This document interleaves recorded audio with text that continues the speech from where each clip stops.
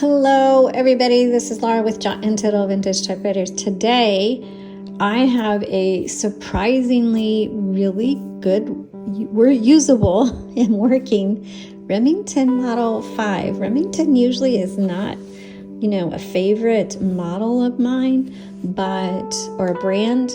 But this one, I'm really impressed with the performance that has this really strong bounce back, which makes it easy. It relieves any tension on your fingers when you're typing because it just bounces back so easily. The typeface on it is very attractive and beautiful, and it just flows so well. And I was actually surprised pleasantly because, like I said, I am not a Remington fan. But let's go through this. I'm going to do a tutorial video for you on the Remington Portable Model 5. And I will say, if I ever did have to get a Remington, I would probably pick this one. This is a good typewriter. Really good. I really liked the performance on it.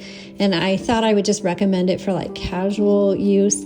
And while it is difficult with the return handle the way it is, I don't see any reason why you couldn't do a really long writing project like a book on this, because the flow is so nice and the bounce back is just stellar. It's the best I've felt in terms of a bounce back on it helps you type. That's what I'm trying to say. So anyway, let's get started. Back here behind this excuse me, is the your paper guide, I guess, or holders.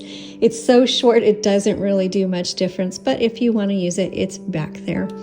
I'll try to flip this up. Now this is attached to this bottom board. You can take it off if you want. There's all you need is a flathead screwdriver to remove the typewriter from the board mounting. Some people like to keep it on there because the case for this, the cover just snaps on it.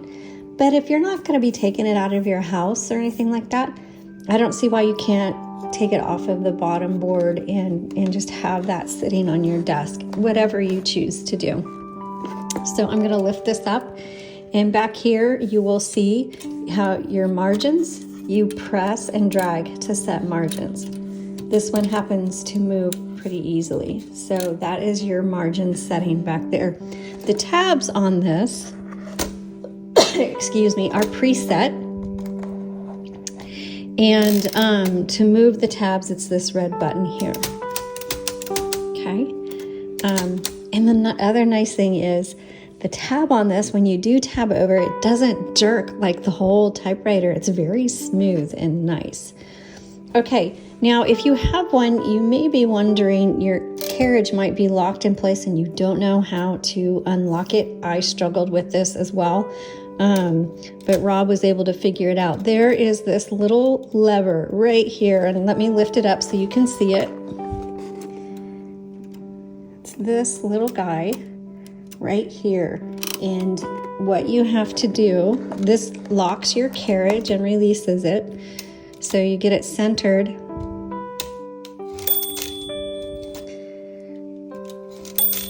Oops, sorry. See, I moved it over. There we go. So if you push it out and then in, you have to mess around with it. It will lock it or release it. So it's actually a little, there we go. So now it's locked in there. And then now if you push it to the left just a little bit, down and out, and then over, then it unlocks it. It's not easy, at least on this one. It's not easy. But it's that little piece right there that locks and unlocks your carriage. This is your return handle, so that advances to the next line, and then you have to push it. So it's not the easiest carriage lever, return lever, but there it is. Your carriage release is right next to it. It's the lower one, and it's also over here. Here is your paper release lever right here. Okay, and then of course you have your handles. The ribbons on a Remington Portable Model 5 are smaller than most others, so it does not take a universal ribbon. These are a little 1-inch spool versus the 2-inch that are universal. So if yours is missing your spool, you will have to find somebody who has a parts machine who can sell you their spools. And then these little levers right here hold in those spools. You move them back, and then you can pull the spools out and then drop them back in. That ribbon goes around the back and underneath and over. Same with this one, the back around this way and underneath. And then I will hold this up again just to kind of help you see how it is threaded through, so you can kind of get an idea of how Rob got that threaded. Your ribbon reversal is going to be on the side. There are 2 little knobs on the side, and you just press. And so let's see, which way is it going? It's going this way right now. And so then if I press, it'll go this way, okay? So once you get to the end of, you use all the ribbon and it's from one spool to the next, it's not the end of the ink. That ink is going to last you a long time. Reverse the direction of that ribbon and go back and forth till you use up all the ink. If you need to take up slack in your ribbon, you can turn the ribbon reversal and that'll pull up any slack as well. Here are your type bars. They're sitting up kind of on top of the typewriter. The Remingtons are also known, the earlier models, they had a switch where the type bars folded up and then folded back down, but right now they just, on this model, they just sit here and lay flat flush with the top of the typewriter. There is no cover over it. It's just this escapement typing basket area is exposed. Okay, so down here, you've got your keys. So you've got your glass keys with the chrome accents on the edges. Your margin release is this silver button right here. You have your color selector. Right now it's on red.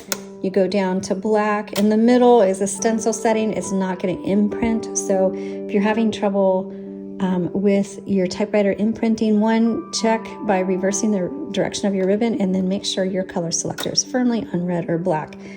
This red button, as I mentioned, is your margin tabs, sorry. So I'll just load a piece of paper real quick and show you. So let's test. This is a 1934 Remington. Oops, I hit 2 keys at once. My bad. So to backspace, you just backspace, and so model 5. And let's test the margin. Hold on, my margin is too far out. Let me move it in. Okay, so there's the bell. Okay, so now it's stopped on me. And that's your margin release there. And then you just go back to the beginning. Back to the beginning. So this types, like I said, I really love how this types. It is kind of inconvenient with the return handle, but in terms of the performance with the keys and how it feels, it is actually just like super fun to use. Like I want to keep typing on this, but somebody's going to be buying this, so I'm not going to keep typing on it. But it is such a fun typewriter.